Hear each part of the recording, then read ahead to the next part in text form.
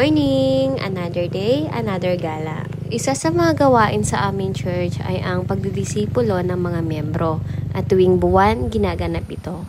Kasama ng aking discipleship group na pagdesisyonan naming puntahan ang Sawang Beach sa Buhay na Tubig, Pola. Ang discipleship nga pala ay isang gawain ng pagpapalakasang espiritual, pagkakamustahan at higit sa lahat ay ang pag-aaral ng salita ng Diyos na maaaring gawin sa iba't ibang klaseng paraan.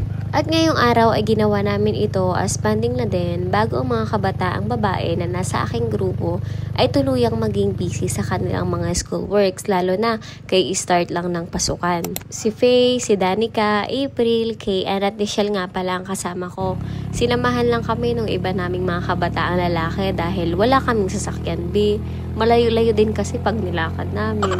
Bago magbahaya ng Barangay Ranso, dito nga pala liligo sa bagong gawang kalsada.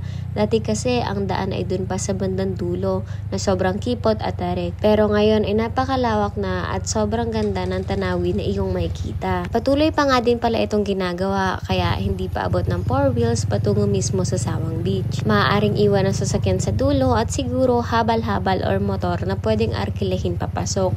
Mga 3 to 5 minutes pa kasi yung layo, maabot mismo yung beach.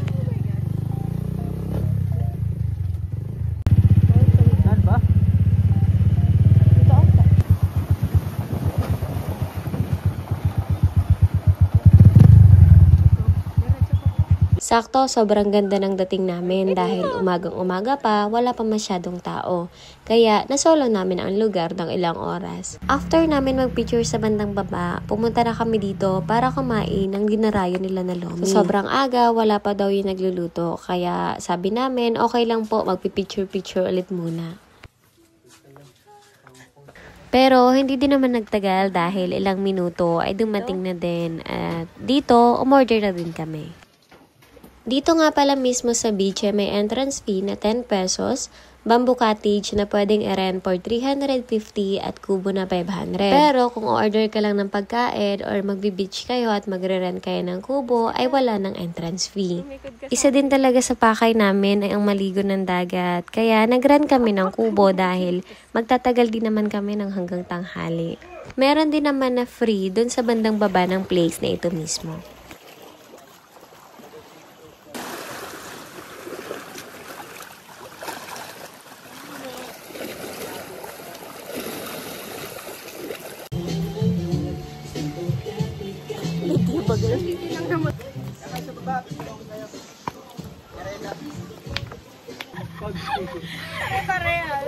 Pose. Sa. Tatlo. Ilang minuto pa ay tinawag na rin kami para kunin yung aming order. Dahil karamihan sa amin ay hindi kumain sa kanilang bahay, ay di yun, gutom na gutom, kaya tig-isa kami ng bowl of lomi.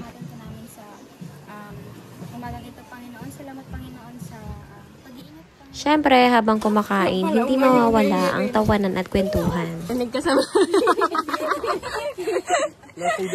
Matapos namin kumain ay naligo na sila. Hindi nga pala tayo sumama dahil kakagaling lang nating sakit at isa pa, may lalakaran tayong mamayang hapon. Ito nga palang balsa ay 100 pesos per hour.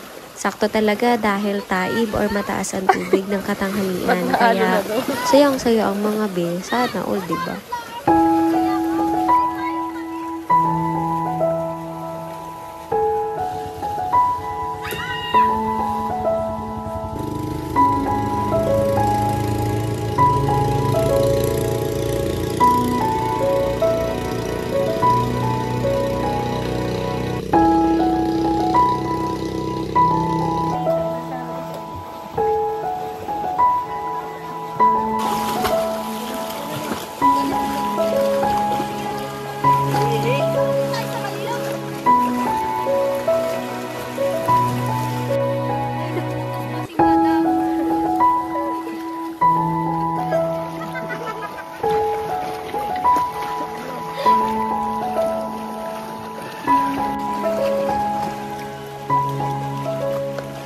syempre pagkaligo, gutom ulit kaya umorder na lang kami ng pagkain bago kami umuwi.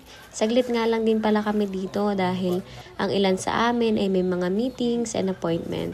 Ang mahalaga ay nag-enjoy at nakapag-relax-relax, gayon din ay mas na-build namin yung connection sa bawat isa. Anyway, hanggang dito na lang. Salamat sa inyong panonood. Hanggang sa muli. Bye! Again! Yay!